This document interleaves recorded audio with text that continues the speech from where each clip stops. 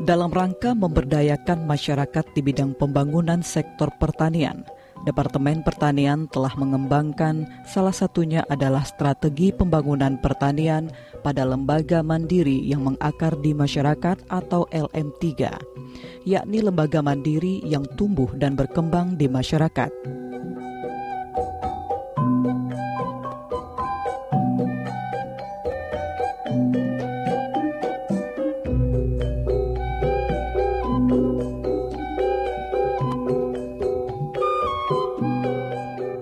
Program pemberdayaan dan pengembangan usaha agribisnis lembaga mandiri yang mengakar di masyarakat atau LM3 ini adalah program yang bertujuan untuk pemberdayaan dan pengembangan usaha agribisnis sekaligus upaya untuk mengentaskan kemiskinan dan mengurangi pengangguran di pedesaan.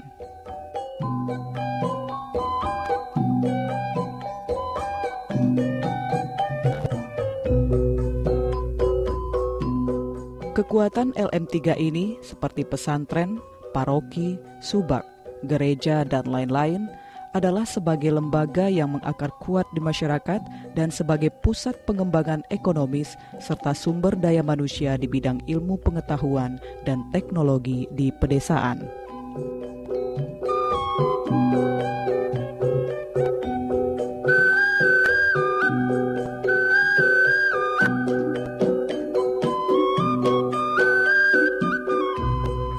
Menurut Kepala Badan Pengembangan Sumber Daya Manusia Pertanian, Departemen Pertanian, Dr. Insinyur Atto Suprapto, ada 5 prinsip dasar yang harus dikuasai oleh pengelola LM3 agar berhasil mengembangkan agribisnis.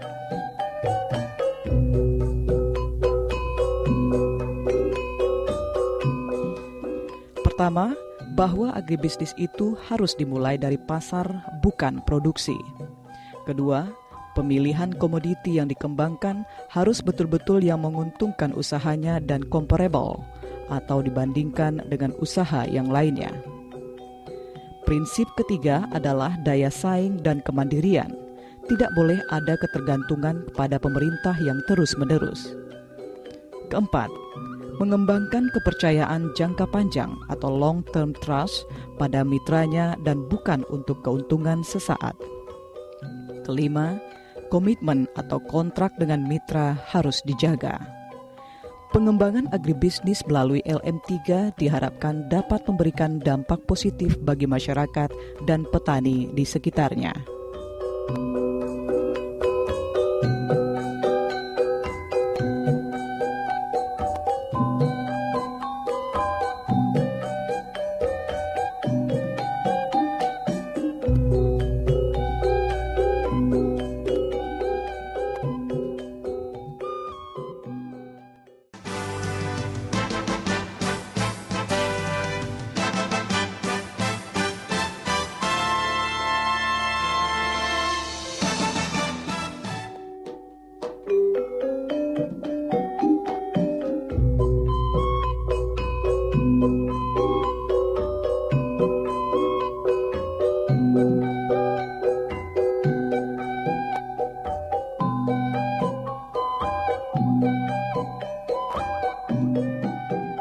LM3 Pondok Pesantren Nurul Huda, Desa Cikole, Kecamatan Lembang, Kabupaten Bandung Barat, pimpinan Dr. Andes Haji Tajudin MA, menerima dana bantuan LM3 pada tahun 2007 dengan usaha peternakan sapi perah, olahan limbah untuk pembuatan kompos, serta budidaya rumput gajah. Kedepannya, LM3 Pondok Pesantren Nurul Huda mengembangkan agribisnis buncis organik dan produk olahan susu dan terus mengembangkan koperasi syariah.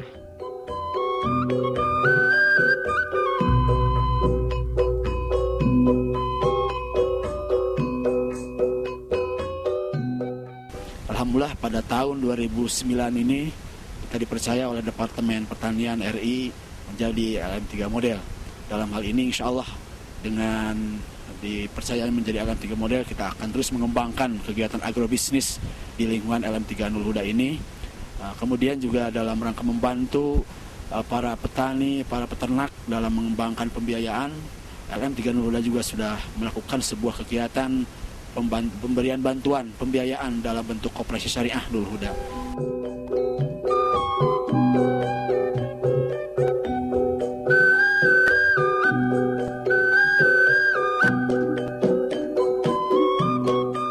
Untuk memenuhi kebutuhan pakan ternak sapi perah, LM3 Pondok Pesantren Nurul Huda menyediakan lahan seluas 2 hektar untuk budidaya rumput gajah atau hijau pakan ternak.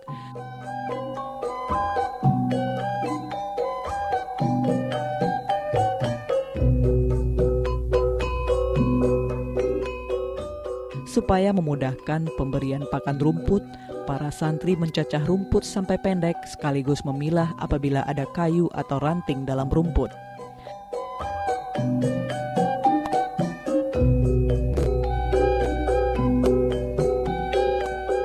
Setelah itu dilanjutkan pemberian pakan rumput yang dilakukan 3 kali dalam sehari. Tugas ini dilaksanakan secara bergiliran oleh 3-4 orang santri yang membantu peternakan sapi perah LM3 Nurul Huda.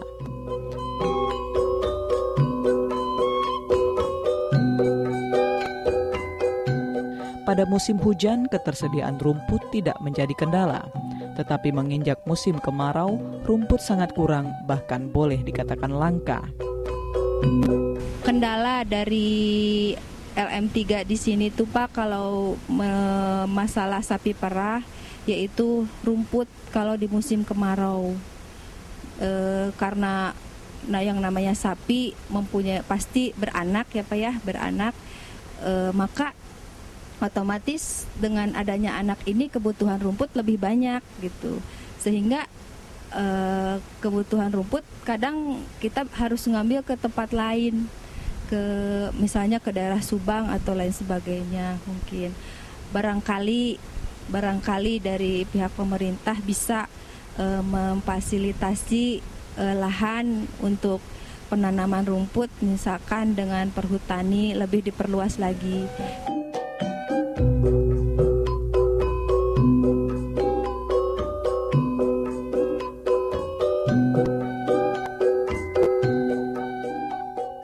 Di samping rumput, sapi perah juga memerlukan makanan konsentrat. Bahan campurannya antara lain berupa ampas tahu, mako, dan dedak. Bahan makanan tersebut betul-betul masih segar. Selanjutnya diaduk hingga rata sampai menghasilkan adonan yang ideal, yaitu tidak terlalu lembek atau terlalu keras.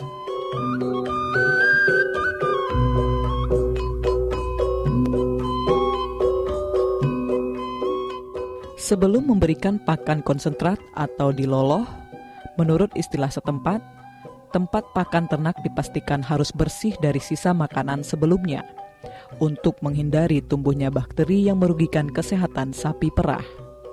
Setelah proses adonan, pakan konsentrat ini harus segera mungkin diberikan untuk menjaga kesegarannya. Sehingga respon makan dari sapi pun terlihat begitu antusias, pada akhirnya akan meningkatkan produksi susu segarnya.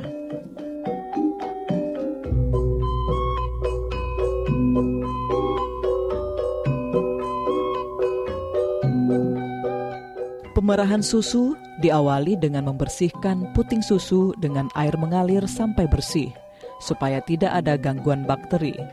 Begitu pula petugas pemerah susu membersihkan tangannya terlebih dahulu. Posisi memerah susu dicari yang aman dari gangguan kaki belakang sapi dan ekor yang mengibas.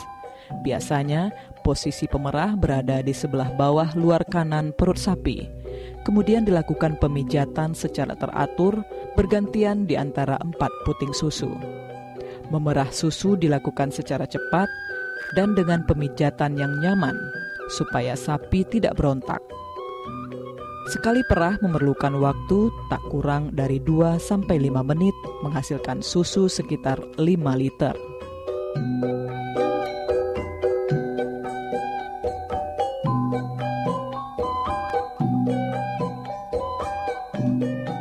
Selanjutnya, susu ditampung ke dalam penampungan susu dan disetor ke bagian pengumpul susu milik koperasi setempat.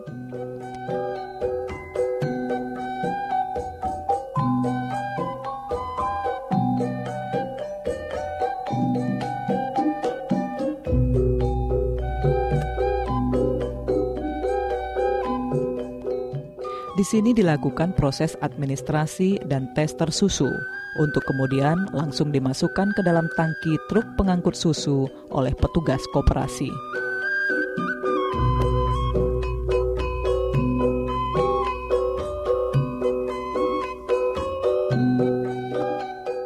Keuntungan lain dari ternak sapi perah antara lain dari kotoran sapi. Dengan teknologi sederhana, kotoran sapi dapat diolah menjadi kompos. Caranya dengan menumpuk kotoran sapi dengan rumput secara berlapis sampai mencapai ketinggian 1 meter. Kemudian air seni sapi ditampung dan dijadikan campuran dari kotoran sapi dan rumput dengan cara disemprot di permukaan tumpukan. Langkah berikutnya adalah menutup tumpukan kotoran sapi dan rumput dengan plastik transparan, supaya sinar matahari tetap dapat menembus tumpukan dan terhindar dari hujan. Kemudian didiamkan selama 8-10 hari.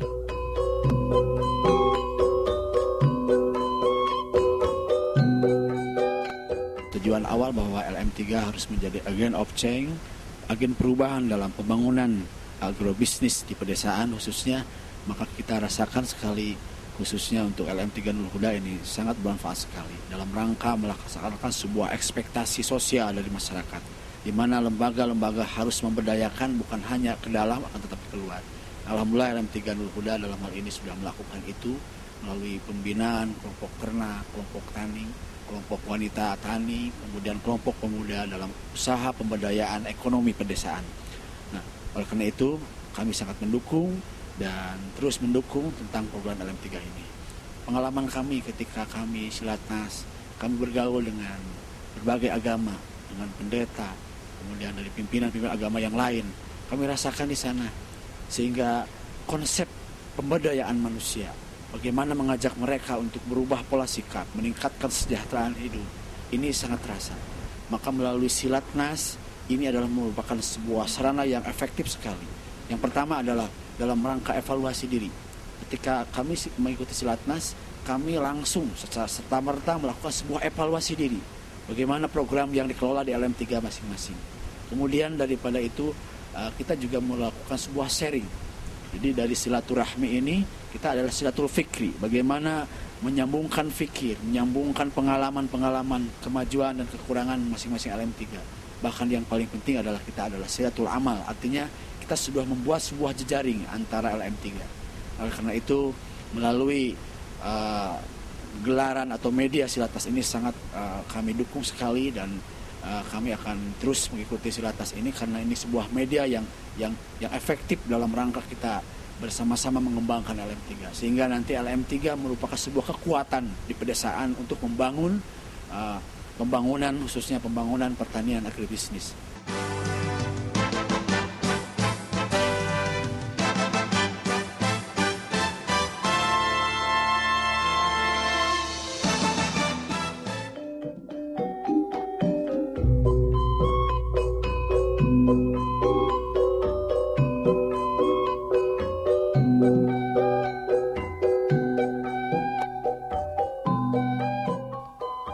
Pondok Pesantren Baitur Rahman, Desa Tugu Mukti, Kecamatan Cisarua, Kabupaten Bandung Barat, pimpinan Haji Sarmani SAG, memiliki santri mukimin 35 orang santri dan non-mukimin 75 orang santri.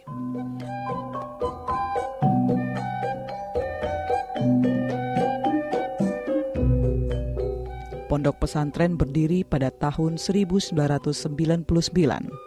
Di samping kegiatan pondok pesantren pada umumnya, Pondok Pesantren Baitur Rahman bekerjasama dengan pendidikan luar sekolah, menyelenggarakan paket B dan paket C, serta pendidikan anak usia dini atau PAUD di lingkungannya.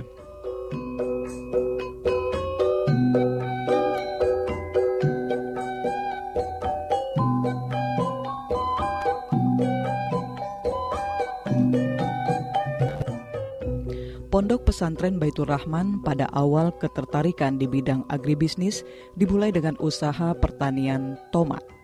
Setelah itu berlanjut ke usaha bunga potong. Usaha itu digeluti hampir selama 3 tahun. tahun 2003 mulai berkecimpung di bidang usaha jamur tiram, sampai akhirnya pada bulan Desember 2008 mendapat bantuan dana dari LM3 sebesar 95 juta rupiah.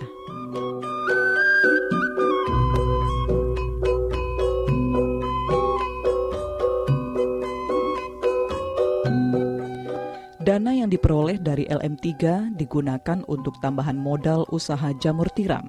Sesuai proposal, dana itu digunakan untuk menambah jumlah greenhouse atau kubung, yang semula berjumlah 1 greenhouse atau kubung, ditambah lagi 3 greenhouse atau kubung, sehingga menjadi 4 greenhouse atau kubung.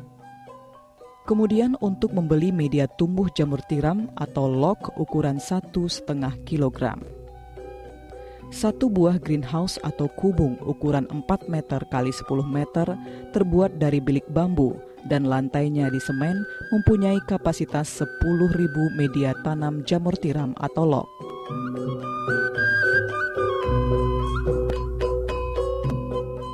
Dari proses awal, yaitu pengolahan bahan baku media tanam atau log, sampai panen perdana membutuhkan waktu sekitar 1,5 bulan. Selanjutnya sampai usia 3 bulan, setiap pagi secara terus-menerus panen jamur tiram.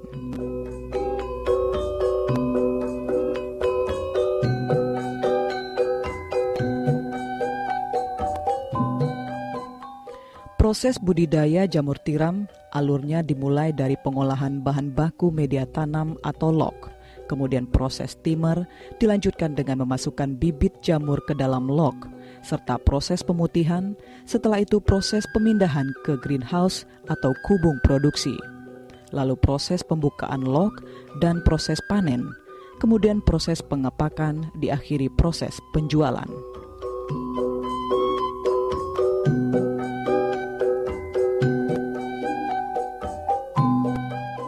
Komposisi bahan baku media tanam jamur tiram yaitu serbuk gergaji kayu albasiah yang telah diayak halus, kemudian dicampur dedak, kapur, benlok, diaduk dengan air sampai menghasilkan adukan yang tidak terlalu cair. Kemudian dimasukkan ke dalam log ukuran 1,5 kilo. Pengerjaannya dilakukan secara beramai-ramai oleh para santri yang mukimin di Pondok Pesantren Baitur Rahman. Dengan cara ini, berarti ada 2 unsur penghematan dana saling menguntungkan. Untuk para santri mendapat 2 keuntungan, yaitu ilmu agama dan ilmu agribisnis jamur tiram, sehingga diharapkan setelah lulus dari pesantren, para alumni mampu mengembangkan agribisnis jamur tiram di daerahnya masing-masing. Proses timer. Pada proses ini, log yang telah diisi bahan baku media tanam jamur tiram kemudian diikat dengan tali rafiah, lalu disusun secara rapi di dalam steamer, selanjutnya dikukus selama 13 jam menggunakan gas LPG. Setelah masak, lalu dikeluarkan dan disimpan di tempat pembibitan.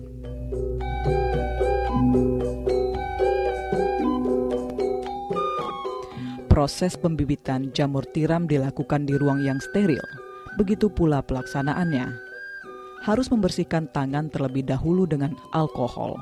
Ini dimaksudkan supaya mengurangi bakteri yang ikut masuk ketika proses pemindahan bibit berlangsung. Setelah memasukkan bibit jamur tiram ke dalam log, kemudian ditutup dengan kapas supaya ada aliran oksigen ke dalam log dan sebagai fungsi filter dari gangguan hama merki. Selanjutnya diikat dengan karet.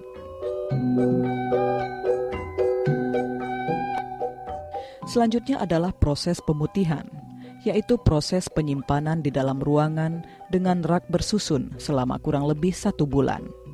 Dipantau perkembangannya sampai muncul bulir-bulir putih calon akar jamur tiram, kemudian dipindahkan ke greenhouse atau kubung produksi.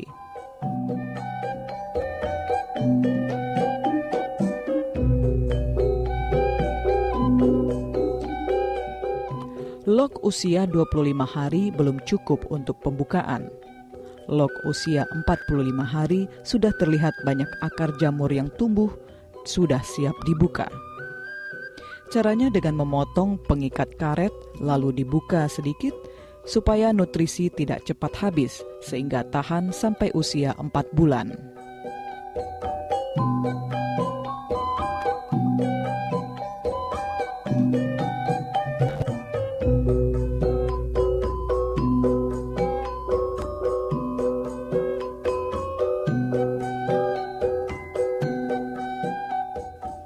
Panen jamur tiram memerlukan ekstra penanganan yang sangat hati-hati supaya akar jamur tercabut dengan baik dan tidak merusak jamur secara keseluruhan. Panen dilakukan setiap pagi di kubung produksi. Berlangsung dari panen perdana kurang lebih jamur usia 1,5 bulan sampai usia 3 bulan. Pada panen perdana, dari 10.000 log jamur tiram menghasilkan setengah kuintal jamur tiram.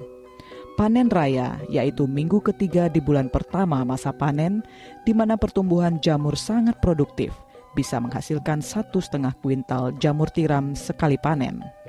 Setelah itu terjadi penurunan produksi sampai usia jamur mencapai 3 bulan. Persiapan pola tanam jamur tiram berikutnya memerlukan waktu 1 minggu. Sisa panen dibenahi kembali, dikumpulkan untuk pembuatan kompos. Hasil produksi kompos jamur tiram digunakan untuk budidaya labuh siam.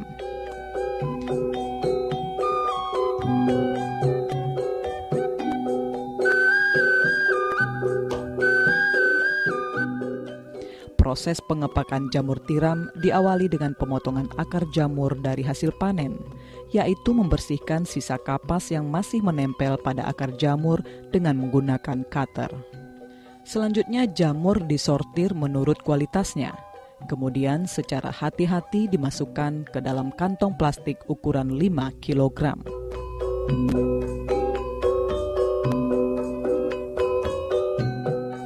Untuk pemasaran jamur tiram, LM3 Pondok Pesantren Baitur Rahman bergabung dengan kelompok tani jamur tiram di wilayah Cisarua yang sudah masuk kategori tingkat nasional. Sementara ini harga per kilogram jamur tiram berkisar Rp6.500. Perkembangan modal LM3 Pondok Pesantren Baitur Rahman dari bantuan modal tahun 2008 sebesar 95 juta, pada tahun 2009 berkembang menjadi 150 juta rupiah. Kini LM3 Pondok Pesantren Baitur Rahman masuk kategori 20 besar LM3 seluruh Indonesia.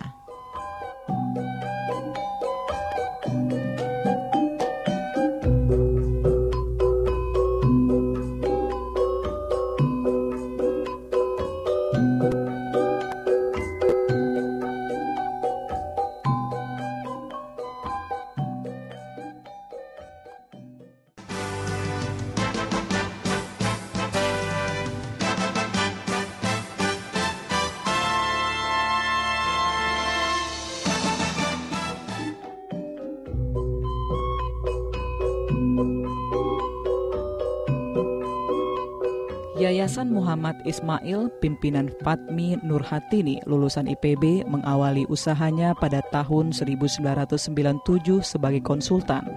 Kemudian pernah menjadi pimpinan proyek budidaya cabai seluas 30 hektar pada tahun 1999. Setelah jenuh menjadi pekerja, pada tahun 2000 terjun langsung wirausaha pertanian dengan luas lahan 3 hektar dan menjadi supplier pengepakan sayur mayur di Lembang dan Sukabumi. Tahun 2005 usahanya semakin berkembang, mensupport ke berbagai supermarket dan hipermarket di Jakarta. Dan tahun 2009 menjalin kemitraan tani dengan para petani di Purbalingga dengan konsentrasi budidaya tomat.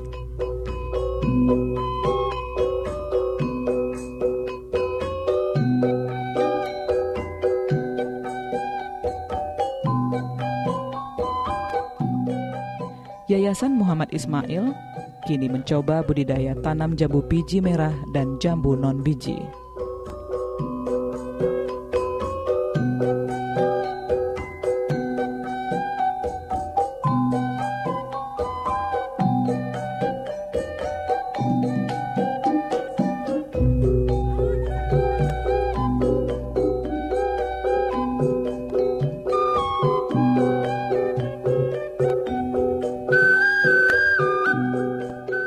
Pada tahun 2008 kami mendapatkan bantuan dari program LM3 Deptan, yaitu dari pengembangan budidaya jambu biji merah. Jadi pertama dulu adalah kami berwirausaha, kemudian ada beberapa pesantren bergabung dengan kami dengan di bawah naungan Yayasan Muhammad Ismail, mendapatkan bantuan dari Deptan tahun 2008 mendapat 90 juta rupiah dari Ditjen Horti. Kemudian dilanjutkan kami terpilih menjadi LM3 model pada tahun 2009. Jadi program unggulan kami memang pada awalnya adalah sayur-sayuran, terutama adalah tomat. Kemudian kami akan mengembangkan di sini adalah jambu biji merah, di mana penanaman kami sudah melebihi dari 400 pohon. Dan kalau kita lihat nanti, jambu biji merah insya Allah akan panen sekitar bulan Juni tahun 2010.